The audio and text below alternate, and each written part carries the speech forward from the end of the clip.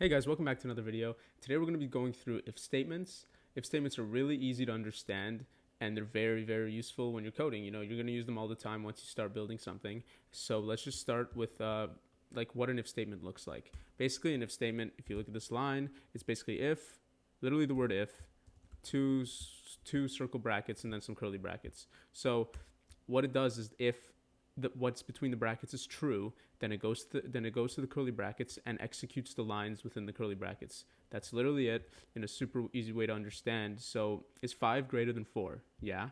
So what it should do is print woohoo. Let's see, boom. So that's really like the basis of it. Otherwise, like, is 4 greater than 4? No. So it won't really print anything, right? Nothing happens.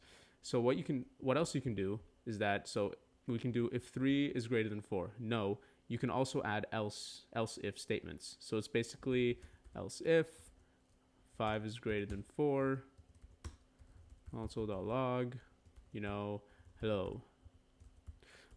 So yeah, there you go. So what it'll do is it'll go through each like consecutive else if statement, and then until it reaches a true one or until it reaches the end. And if it reaches the end, nothing will happen. But if it eventually reaches something true, it'll execute that one and then stop. So this will be false, right? 3 is not greater than 4. And then 5 is greater than 4, so it'll print out hello. If you do this, boom, hello. It's really easy to understand. You can really chain as many as you want. So you can see that if you add another one,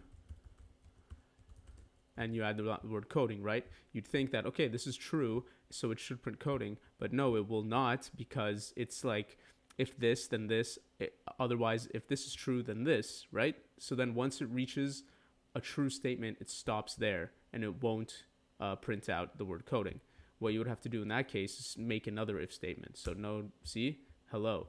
But if what you did instead was you just made a whole separate if statement by itself, then it'll print both of them. Right, you really just got to play around with it to understand. So if, else if, you can chain as many as you want, and then at the end what you can do is just write, else. So if it reaches the end, nothing's true, then you can just add like another statement and boom, console log the end. So if 2 is greater than 4, if 1 is greater than 4, all of these are false, and then it'll reach the end and just print out end, right? Boom. So what else the other thing you can do is you can add like logical statements. You can do and, or. So in a very simple way, how you do and is 2 ampersands, and then 5 is greater than 4. So then what this will do is it'll take both expressions on each side of the ampersands, and both of them would have to be true for this to execute. So is 3 greater than 4? No. Is 5 greater than 4? Yes. So they would both have to be true for this to happen. So as you'll see, I can run it right now and nothing will happen. However, if I do 6 is greater than 4, you'll see they're both true, and then it prints it out.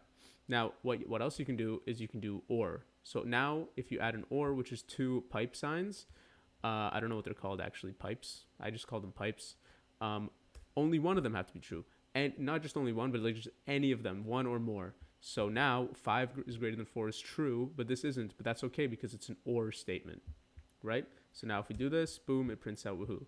This is like the fundamentals of if statements. You can really understand, like you can, if you think about it, what's going on here? If you think about it, you can do like and then, so you have like 5 is greater than 4, and then you can like pair up different ones, right? So you can do, this might look confusing, but like what this basically is okay, this is true, and what's on the other side of the ampersand has to be true. So this whole thing has to be true, but this is in its own brackets, and so this whole statement is an or, right? So it gets pretty confusing, but if you really just play around with it, you'll understand. And that's basically the basics, guys. If you know if statements, you're already on the right track, and you just gotta keep trying and you'll really understand. Hope you guys have enjoyed. Like and subscribe. Thanks a lot.